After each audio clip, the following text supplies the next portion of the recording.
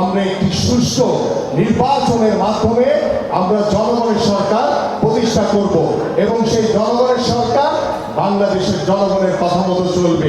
দ্রুত সময়ের ভিতরে একটি নির্বাচন দেন, সেই দ্রুত সময়ের ভিতরে নির্বাচন দেওয়ার জন্য যখনই আমরা বলি এবং আমাদের এই অন্তর্বর্তীকালীন সরকারের যে প্রধান আমাদের সকলের শ্রদ্ধাভাজন ডক্টর মোহাম্মদ ইউনূস যখন বলেন যে ডিসেম্বরের ভিতরে নির্বাচন হবে, কিংবা আমাদের সেনাবাহিনীর প্রধান তিনি যখন বলেন যে ডিসেম্বরের ভিতরে নির্বাচন হবে, এই অন্তর্বর্তীকালীন সরকারের কিছু উপদেষ্টাদের আমি জানি না কি হয়, তাদের ভিতরে গায়ে জ্বালা ধরে যায়। তারা নির্বাচন চান না, তারা চান আগে সংস্কার হবে। আরে সংস্কার তো এটা চলমান একটি প্রক্রিয়া, এটা যুগের পর যুগ চলতে থাকবে। আমরা সেই সংস্কারের প্রস্তাবনা দিয়েছি আমাদের পার্টির পক্ষ থেকে সেই 2023 সালের 13 জুলাই, আর আপনারা তো সংস্কারের কথা বলছেন 5 তারিখের পরে এসে।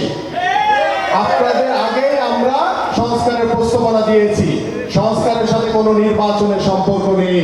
আরেকটি কথা, আমাদের কিছু উপদেষ্টা বলেছেন যে আগে স্বৈরাচার শেখ হাসিনার বিচার করতে হবে, তারপরে নির্বাচন হবে।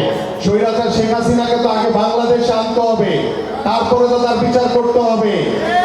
গত 17 বছর স্বৈরাচার শেখ হাসিনা বাংলাদেশ জাতীয়তাবাদী দলের প্রত্যেকটি নেতা কর্মীদের উপরে যে পরিমাণ জুলুম, নির্যাতন, নিপীড়ন চালিয়েছে সেটা বলার অপেক্ষা রাখে না।